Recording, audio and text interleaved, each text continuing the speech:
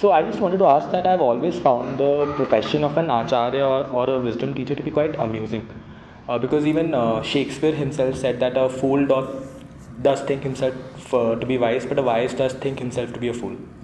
And being an acharya or a wisdom teacher requires you to be the smartest person in the room, or else the people who come to listen to you or follow your advice would not actually appreciate that. But if you're wise enough, you would appreciate that you might not be the smartest person in the room, or you might not have answers to all the questions that may be posed at you. So how do you sort of look at this profession in that manner, if considering that you're a wisdom teacher? You answer to the best of your capacity. It's not about proving to the other that you are the smartest person in the room. This language itself is quite juvenile. Spirituality is for adults. Who is smart, who is not smart, who is carrying away all the girls, who gets all the attention, all that is for adolescents. So such language does not apply to the spiritual domain. Someone comes to you, someone wants to invest his time with you, that's a responsibility upon you. How do you respond? You respond to the best of your ability. And obviously you never say or claim, if you have any sincerity at all, that your answer is an absolute. And even if you do claim, as some people do, that their answers are God-sent or absolutes, the person in the audience too has his own intellect. He too knows a few things, right? He will assess, he will know. Ultimately, the tire has to meet the road. It's easy to sit on a high chair, it's easy to be placed on a podium and say all the great things. But to be of genuine use to somebody, what you are saying must pass the test of life, right? And that's the right thing. Figure out whether your advice is really useful to someone or not, and never attach any absoluteness to it. Also, just wanted to know that what is the importance of experience in becoming, say, a wisdom teacher? For example, if a person has not had much experience in his life, and we see that people nowadays are moving into this profession quite early on. So do you think that experience has a major factor to play as to you can move into such a profession only after you've had certain amount of experience, or you can go on early? Obviously experience helps. Obviously reading helps, knowledge helps. All these things help. But unlike in other walks of human life, here you cannot have very certain determinants. You cannot say that someone who has 20 years of experience will surely deliver the goods, or that someone who is only 22 will not realize what he is saying. Some of the greatest proponents of Vedanta, for example, Ashtavakra, Acharya Shankar, they are all quite young people, right? The famous debate that Ashtavakra had with King Janak was when Ashtavakra was just 14 years of age. Acharya Shankar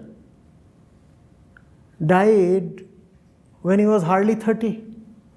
And before he died, he had composed literature that is considered the gold standard even today. So while obviously experience does matter, but we cannot be too insistent on imposing that constraint. It will become too tight a constraint, right?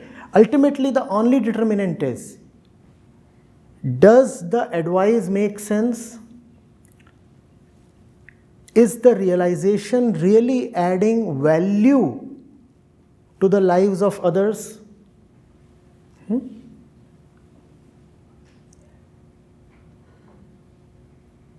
We say the truth is that which is useful.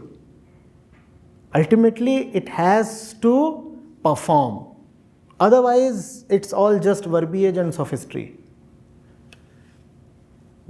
One last question from my side, like just one thing, all these things which you are saying that like reading helped you or people in this room are high on intellect and they have this mental bandwidth to figure it out that what they need and all. So it's just because most of these people are very well resourced. They are resourceful.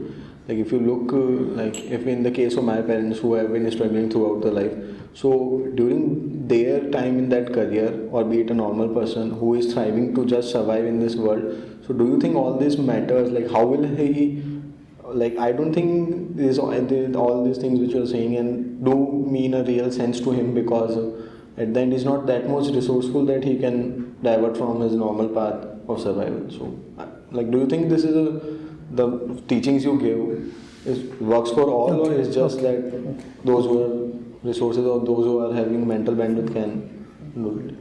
See, 2 or 3 things you have to understand. Even if you are leading your so-called normal daily life in the usual middle class way, still you have to make daily decisions, right? Still every little thing calls for consideration, calls for setting of criteria, and ultimately calls for a decision to be taken.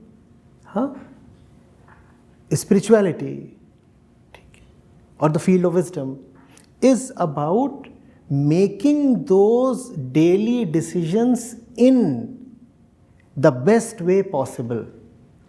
It is not something separated from life. And each of one is alive, so we all do have a life. Therefore, we all need spirituality, right? It's like this. We all are walking. Consider life a journey. We all are walking.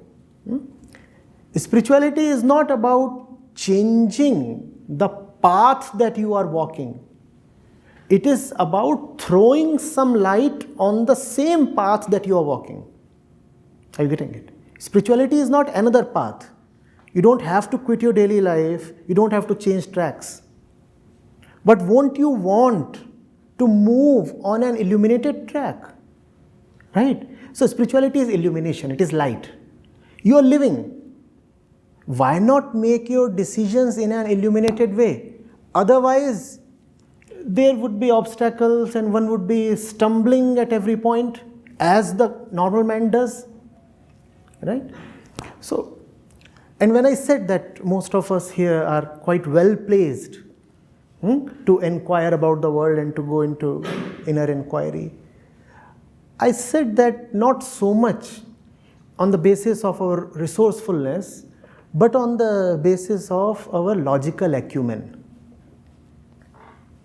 Going beyond reason, first of all, requires you to have the capacity to exercise reason soundly. That is one thing that you people are quite good at. Exercising logic. And if you can exercise that well, then you will find it relatively easier to come to the boundary of logic.